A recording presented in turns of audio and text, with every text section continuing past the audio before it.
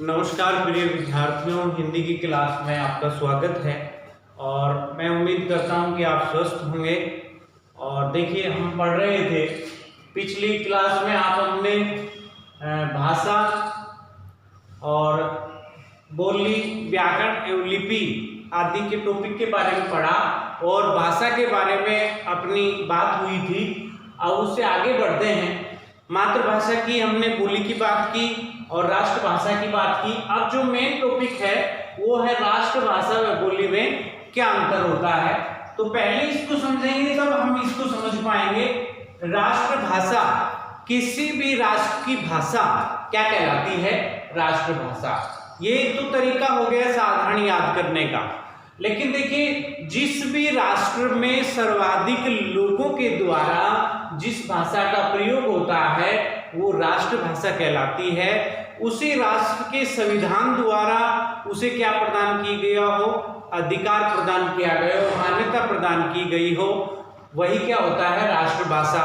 और किसी भी राष्ट्रभाषा का अपना क्या होता है? साहित्य होता है, अपना क्या होता है? उसका व्याकरण होता है। वो क्या कहलाती है? राष्ट्रभाषा कहलाती है। बोली क्या है? राष्ट्रभाषा से सीमित है। सीमित क्षेत्र में बोली जाने वाली क्या कहलाती है? भाषा बोली कहलाती है। ये कम लोगों के द्वारा बोली जाती है। इसका कोई अपना व्याकरण नहीं होता, इसका कोई अपना क्या नहीं होता? साहित्य नहीं होता। तो कुछ अंतरों को लेके हम समझेंगे। पहला जो अंतर है वो ये देख लेते हैं कि संविधान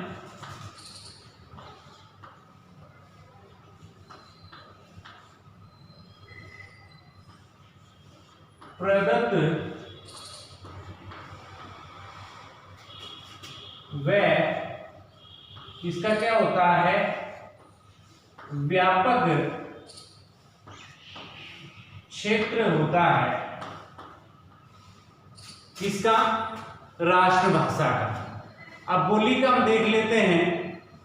बोली में आ जाएगा कि संविधान प्रदत्त नहीं होती, संविधान प्रदत्त नहीं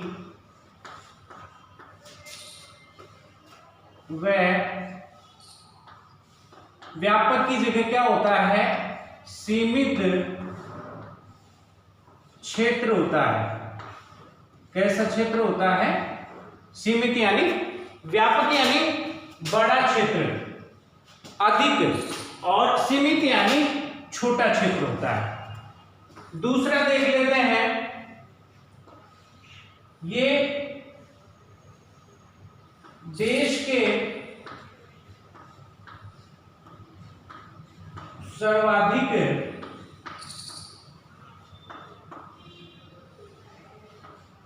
लोगों के द्वारा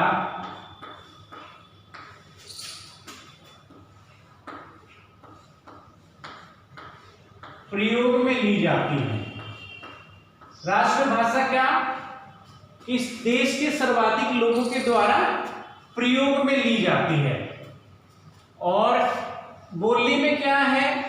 बोली में क्या है? कम व सीमित क्षेत्र के लोगों द्वारा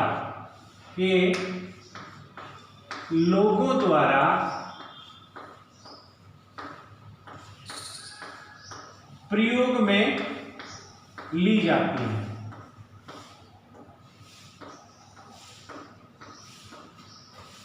देखिए, पहला तो क्या हो गया? व्यापक क्षेत्र होता है। इसका क्या होता है? सीमित होता है। और ये देश में सर्वाधिक लोगों के द्वारा प्रयोग किए जाते हैं। और ये क्या होती हैं? सीमित क्षेत्र के लोगों के द्वारा प्रयोग होती हैं। तीसरा जो अंतर है वो देख लेते हैं। तीसरा क्या होता है? राष्ट्रभाषा का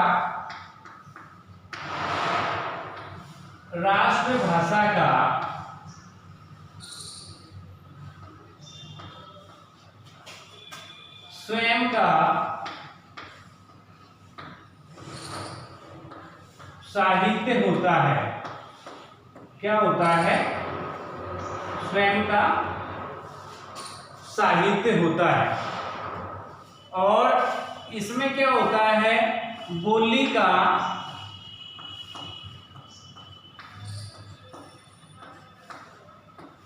अपना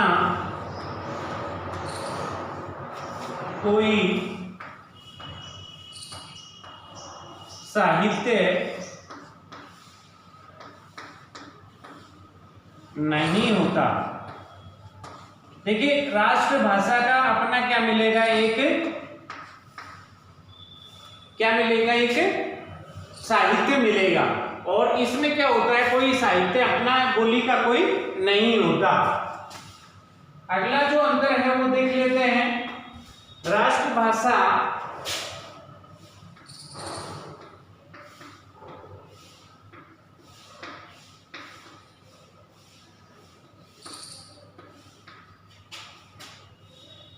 एक मानक होता है। मानक को क्या कहते हैं हम, व्याकरण। क्या, व्याकरण। हम व्याकरण में आगे पढ़ेंगे कि मानक होता है। व्याकरण किसे कहेंगे, वह शास्त्र जो हमें शुद्ध लिखने, बोलने, उच्चारण करने का ज्ञान करवाता है, वो क्या कहलाता है, व्याकरण कहलाता है। तो राष्ट्रभाषा का अपना एक क्या होता है, मानक यानी व्याकरण होता है। और बोली में क्या होता है, बोली का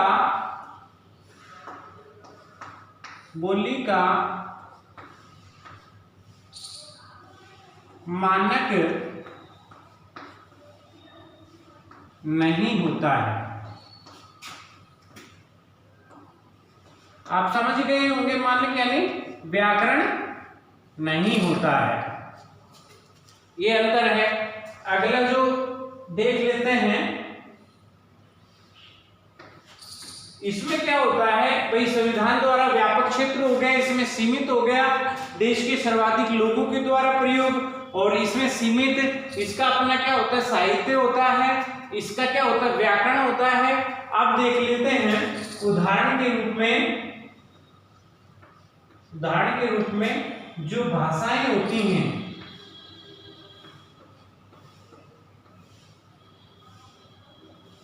राष्ट्रभाषाएं,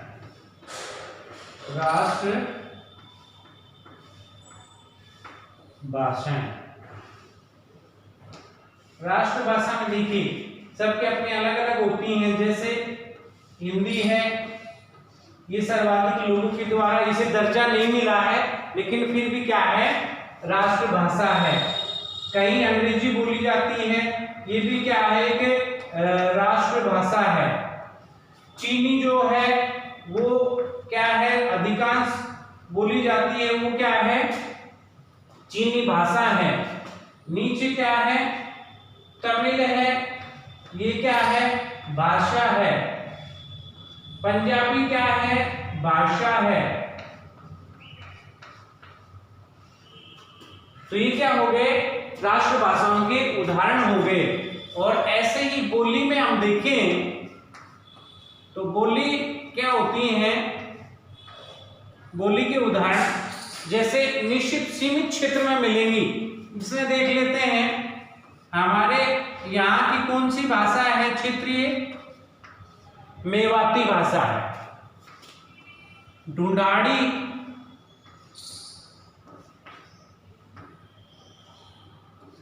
शेखावाटी,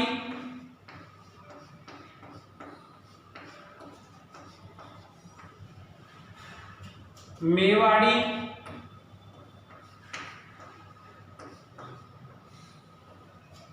ये क्या हो गई, बोली के प्रकार हो गए। क्या हो गए, बोली के प्रकार या बोली के उदाहरण। आप देख लीजिए, इसमें क्या है, संविधान द्वारा प्रदत्त और व्यापक क्षेत्र किसका होगा, राष्ट्रभाषा का। संविधान द्वारा प्रदत्त नहीं है, वह क्या होगा, इसका क्षेत्र सीमित होगा। ये देश में सर्वाधिक लोगों के द्वारा प्रयोग की जाएगी, क्या, राष्ट्रभाषा। और ये क्या होगा, कम व सीमित क्षेत्र के लोगों के द्वारा प्रयोग में ली जाएगी।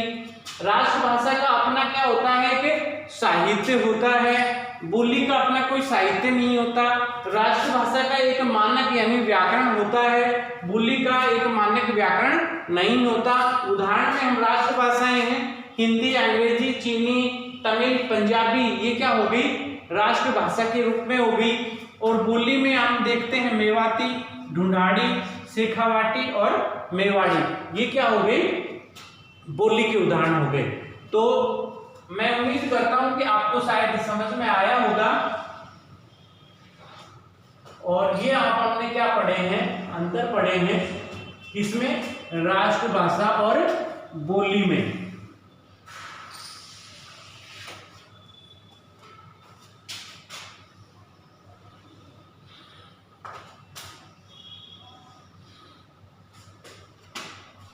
तो देखिए आपने ध्यानपूर्वक पढ़ा, सुना, उसके लिए धन्यवाद। और जो आपको समझ में नहीं आया वो पूछ सकते हैं। और मैं उम्मीद करता हूं कि आपको ये टॉपिक अच्छा लगा होगा, आपने ध्यानपूर्वक सुना, उसके लिए आपको धन्यवाद।